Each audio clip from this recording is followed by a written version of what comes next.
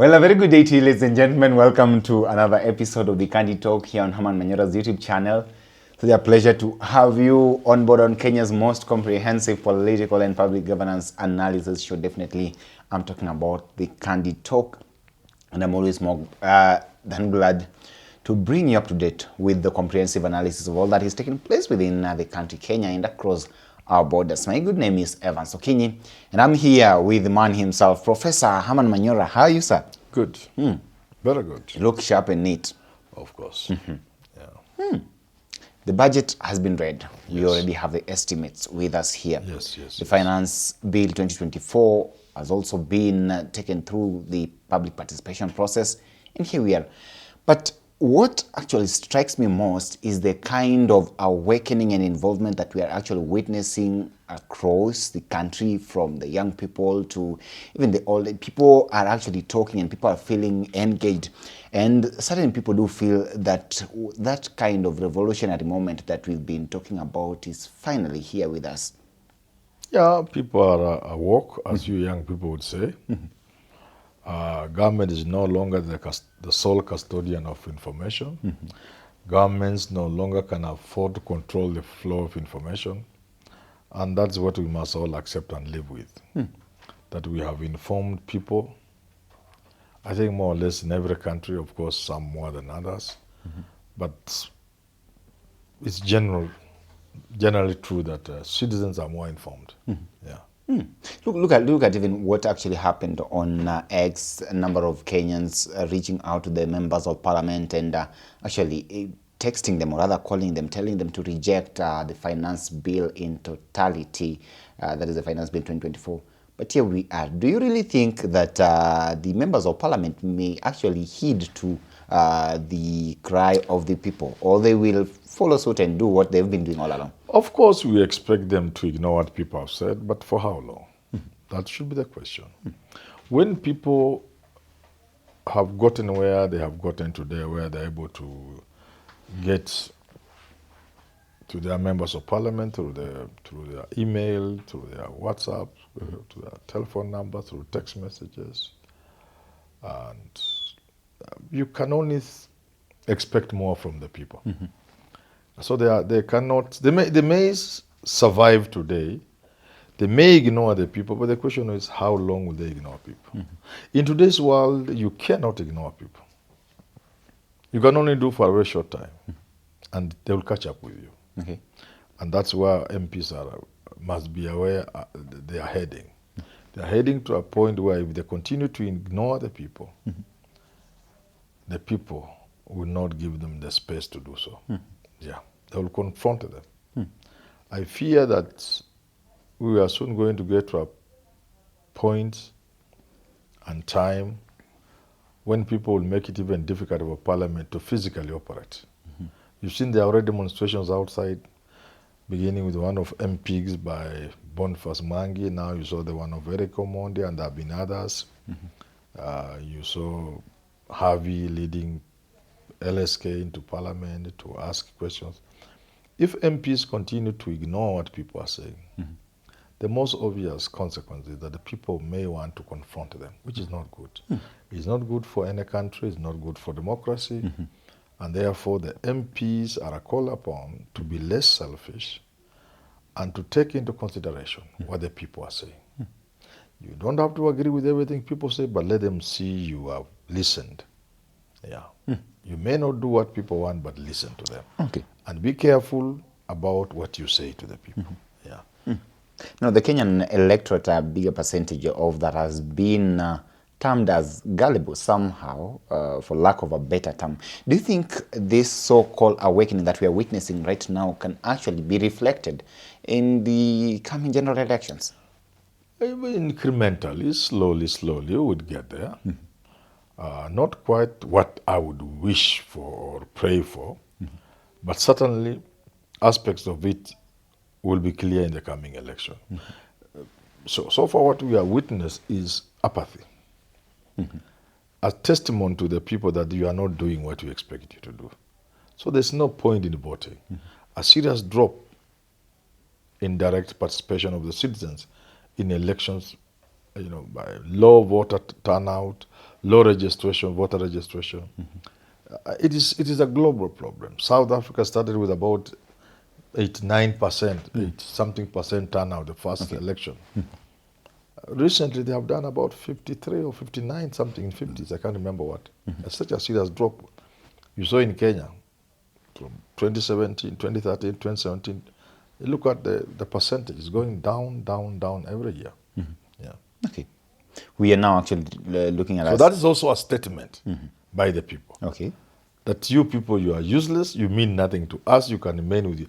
But now you can see the people are also realizing when you don't vote, you don't turn out to vote, then these people continue business as usual. And you end up getting injured and injured through the economic hardships and the measures they're introducing, like taxation.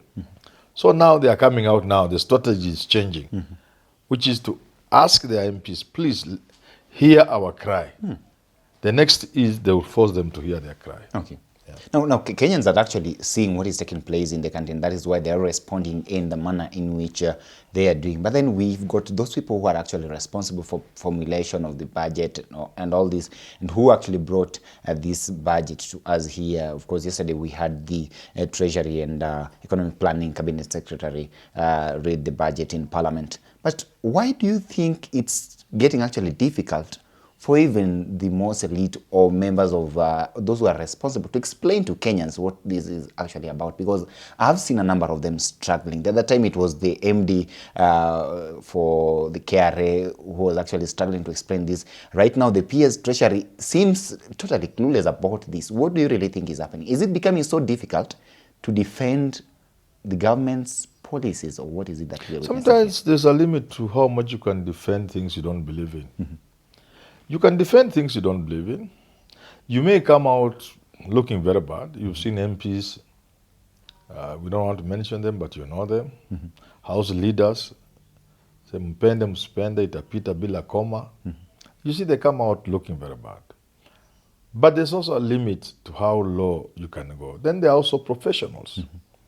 People whose education levels and responsibility in society makes it very difficult for them to do what politicians are doing, to defend the indefensible. So you don't blame those people. They have a problem defending something. They know can't work. They don't believe in it. Sometimes when they face the camera, they have a problem. Okay. Yeah. So that's what we are actually witnessing, because it's like nobody can actually explain something even to do with of course, the vehicle circulation tax. They don't actually seem to get it at all. But here they are. Of course, I know you've got a fuel gas line. They'll be coming for you every year. You'll be paying close to. We will pay. The 100,000 cap, of course, has or been. Follow the advice of Molo MP, chair of finance. Okay. Here we are. Leave them in the village. Now, this is actually what is causing this kind of turmoil and the feeling that Kenyans are actually experiencing. But on the other hand, we've seen the president somehow kind of silent. And the time that he actually came out to speak, he was in Meru. And he was saying that let the members of parliament pass the budget as fast as possible, because Kenyans need electricity. That is what he's actually talking about there.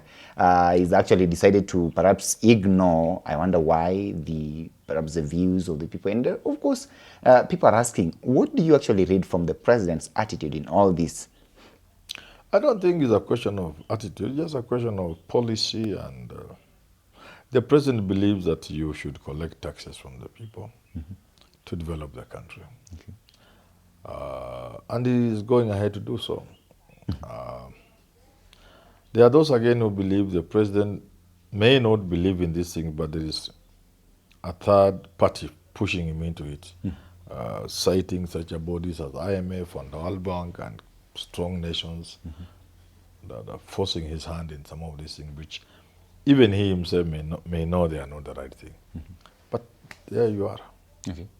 So had you been in his position, because the president here finds himself, of course, you are talking about the beliefs of people, talk of all those multilateral international bodies, but then here we are. If you are in his position and he is supposed to govern this country and take it back to economic recovery, so to say, so what would you do? What is he supposed to be doing? What President Manyora would do? To turn this economy around. I'll do only those things that will turn this economy around. I'll do only those things that will give people the highest possible standards of life, give our children decent education, provide health care to the people of this country. And I will also not overtax my people. I will look for sources of revenue other than just taxation. Okay. And President Manyora would not condone corruption. President Manyora would make it very difficult for somebody to steal public funds. Under President Manyora, there will be no wastage, and I mean it. Oh, we are reducing the number of seminars, they will not be there. There's nothing to reduce. Kaa kwa ofisi fanya kazi. Hakuna kwenda Naivasha, hakuna kwenda Mombasa, hakuna kupanda ndege. Do your work where you are employed in your office and work. So, under President Manyora, the country will be different. Do you think the president is aware of all this, President Ruto, that is? But why is he not doing it? Yeah, Why it depends. is he It not doing all depends. this? You know, when you get to power, there are many things sometimes you never meant anything you are saying. Sometimes you are ignorant. Sometimes you didn't know the governing was as difficult as you'll find it. Sometimes there are influences from outside. Sometimes there are forces you can't deal with. Sometimes there are compromises you have to make. So it is it's not easy. It's not easy to govern a country because there are so many factors and forces that will direct you and your hand. So what Manyora will do, I will not listen to interests. I'll just do that which is good for the country.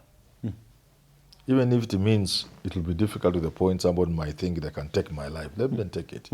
But I'll work for the people of this country. I'll not listen to people who want to make life difficult for the people of this country. I'll not listen. Me, I will not listen. And there will be nobody I'll be sitting with to discuss how to mess the country. No, in my office, when you come, we just talk about making this country better and better and better. And the people of this country happier and happier. The children getting the best of education. Okay. That's the only conversation I'll have with anybody. According to you, it's not easy. I don't pretend it is easy. It is difficult, but that is what I'll do. According to you, is the president doing what is good for the country? You have to ask him. From your own observation, no, is he doing what is good for the country? Because I'm saying what I'll do myself. What you would do, you say you would not actually bend to the pressure of certain quarters. You would actually do what is good for the country. Ask him why is he listening. And if, maybe he knows something I don't know. Maybe he knows. And I've told people, we may be blaming Ruto, and yet he's taking us in the right direction. Yeah, because he's a few years later from now, we can say, Kumbe, this guy saw what we didn't see. I've said that before, and I'm repeating it. But if we just go by what we are seeing, using our naked eyes, it's a little difficult to believe that he's doing what is right for the country. Yeah. Okay. Well and good. Ladies and gentlemen, here we are, and there you have it with Professor Herman Manyora here.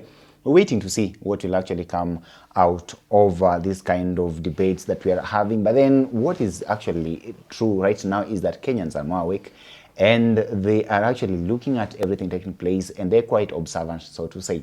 Allow me to stop this conversation at this point, but then you can weigh in on this conversation and tell us what you think about what we've just discussed here. Kindly subscribe to this channel if you're watching us for the first time, and stay tuned to some of our programs that will be coming up next year. Jarel Kabiru is always here, as well as Richard Mwenja. Allow me to stop for now. My name is Evans Okinyi.